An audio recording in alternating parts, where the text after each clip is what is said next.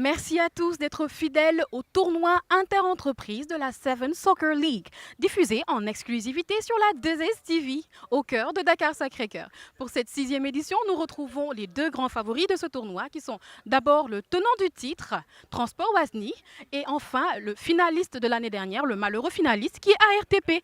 Pour cette première émission au programme, nous avons la phase de poule. Bien sûr, cette année, 32 équipes réparties en 4 poules de 8 s'affronteront pour atteindre les playoffs. Quels seront les 16 qualifiés? Nous le saurons à la fin de l'émission. Générique.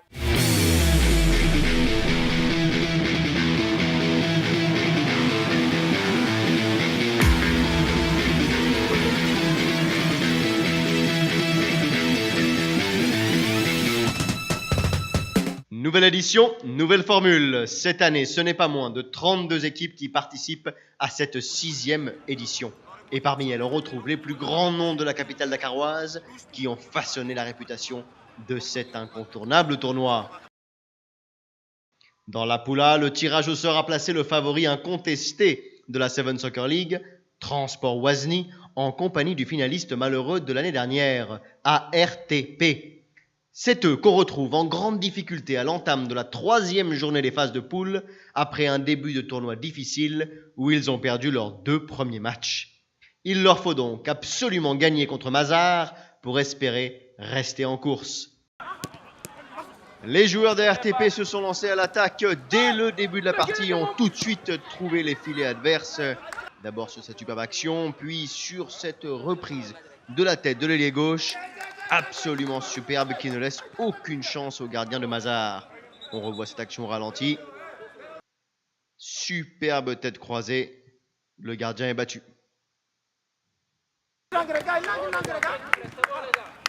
RTP continue à mettre la pression en ce milieu de première mi-temps.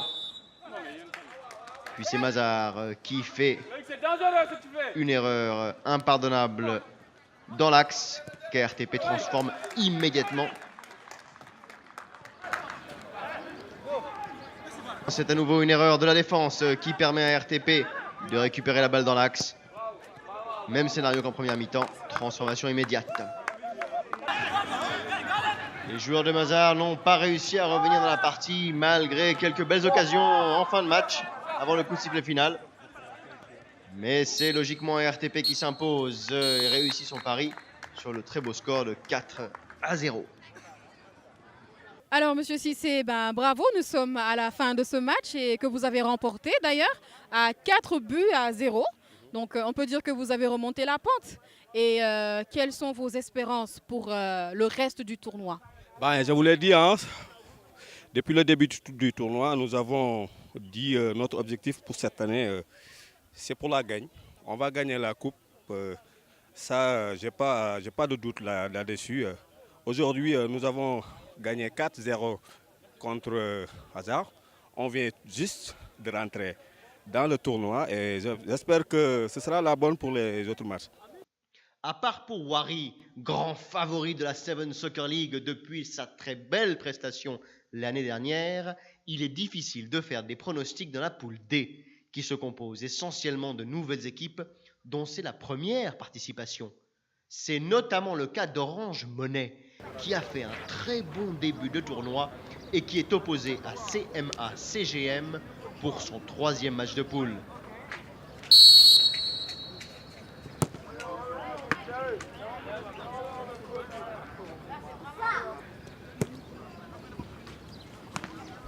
C'est un superbe football que Orange Monnaie et CMA CGM ont présenté à tous les spectateurs ayant fait le déplacement ce samedi à Dakar Sacré-Cœur. Les deux équipes ont attaqué très tôt et très vite et ont offert un spectacle digne de ce nom.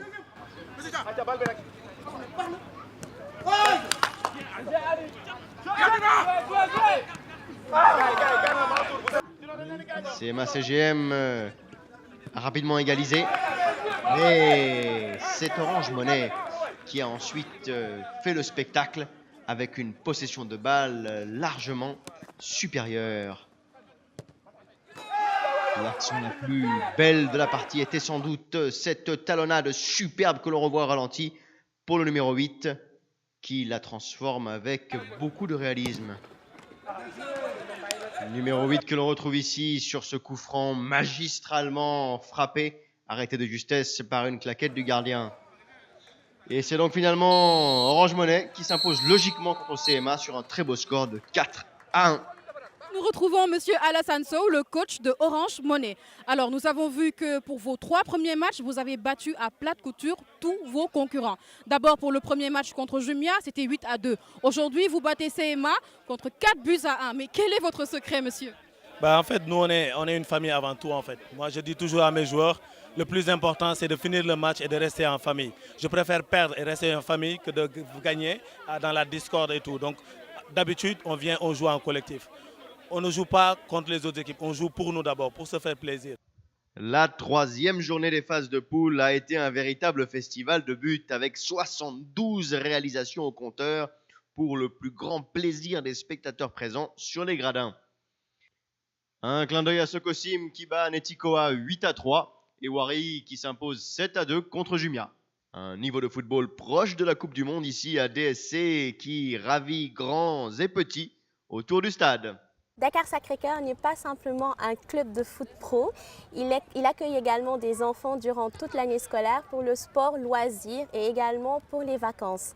Cette année, durant les étés, nous avons les stages de vacances ouverts aux enfants âgés entre 3 et 18 ans et une formule spéciale pour les enfants qui voudraient jouer dans la peau d'un footballeur professionnel. L'intérêt de cette nouvelle formule, c'est que tous les enfants qui s'y sont inscrits seront encadrés par les coachs du foot professionnel et seront également pris en charge tout au long de la journée de 9h à 18h par ces mêmes personnes. Le matin, on commence à 10h jusqu'à 12h.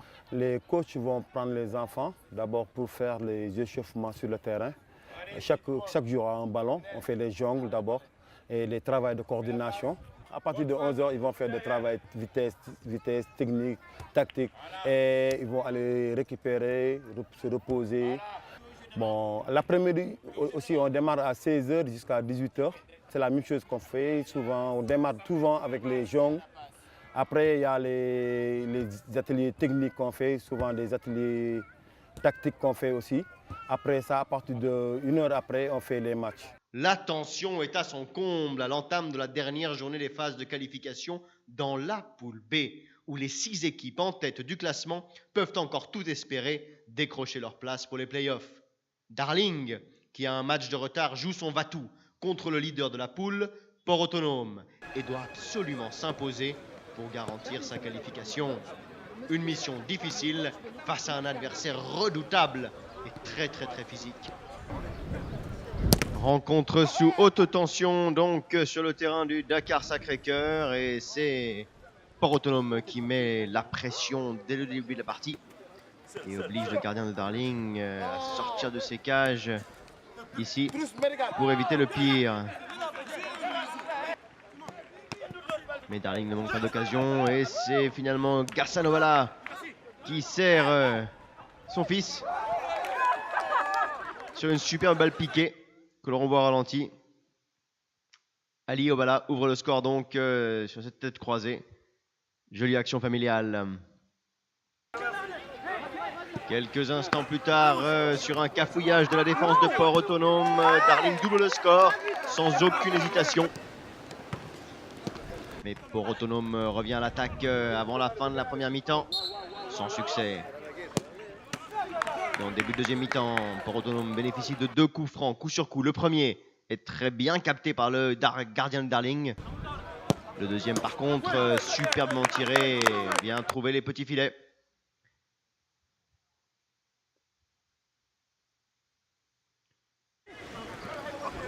Port Autonome qu'on retrouve encore en fin de deuxième mi-temps et qui parviennent encore à réduire le score de cette action.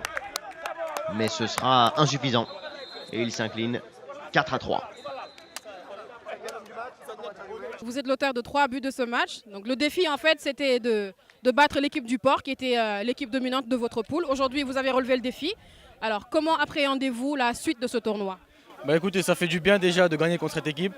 Et puis l'objectif c'est d'aller le plus loin possible. On est déjà qualifié pour les playoffs, donc on va voir jusqu'où on peut aller. Parce que chaque saison, on arrive au play-off et on perd, après ou bien on passe en play-down et on gagne la play-down. Donc cette année, on va voir, on va essayer d'aller le plus loin possible. Dans la poule C, c'est Sokosim qui a véritablement dominé ses adversaires avec 5 victoires et un nul, faisant d'elle la nouvelle équipe à suivre de ce tournoi. Avec un match de retard, Sokamous, qui fait son entrée dans la compétition cette année, peut encore espérer se qualifier pour les playoffs à condition de s'imposer face à SAF.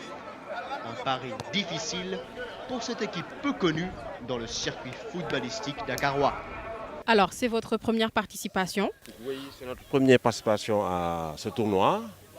On a vu que le niveau est très relevé, donc, vu les joueurs, vu le niveau de la compétition. Donc j'espère qu'on peut gagner la coupe. Le prochain match qui sera avec FH, qui est un des meilleurs de tout le tournoi depuis plusieurs années. Alors, comment pensez-vous battre cette équipe? Vous avez une potion magique? Justement, vous savez, si on dort sur des matelas de luxe, sur des matelas orthopédiques, on n'a pas peur de FH. Eux, ils font des...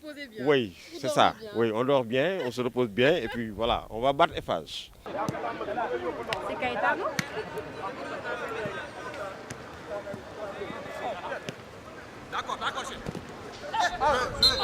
Les deux équipes ont mis du temps à rentrer dans le vif du sujet et les premières actions intéressantes ont tardé à se manifester. Mais c'est finalement SAF qui se montre dangereux en premier sur un tir admirablement cadré qui oblige le gardien de Sokamous à s'étendre de tout son long pour conserver sa cage inviolée. C'est SAF qu'on retrouve en début de deuxième mi-temps sur cette frappe magistrale de la ligne médiane qu'on revoit au ralenti, qui vient nettoyer la lucarne du gardien impuissant. Superbe tir ici. Réponse de Sokamous quelques instants plus tard sur cette récupération au milieu de terrain qui égalise.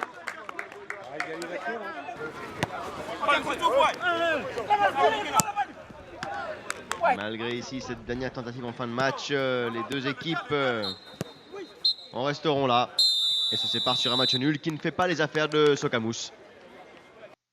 La dernière journée du tournoi a été riche en rebondissements avec notamment la belle victoire de FH face à Sokosim 3-1 et la défaite surprise de Orange Money face à Gainde 2000.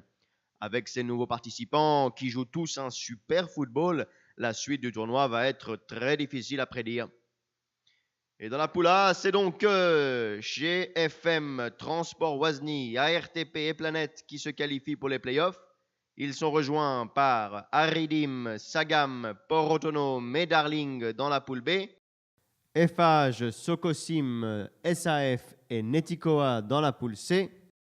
Et Wari, Orange Money, Gainde 2000 et CMA CGM qui viennent clôturer le tableau des playoffs dans la poule D. Et voilà, c'est fini pour les phases de poule. Mais nous nous retrouvons la semaine prochaine à la même heure sur la 2STV pour la suite de ce tournoi. Mais quelles seront les 4 dernières équipes à atteindre les demi-finales? Vous le saurez en regardant la dernière émission. D'ici là, Neklen Jam, générique!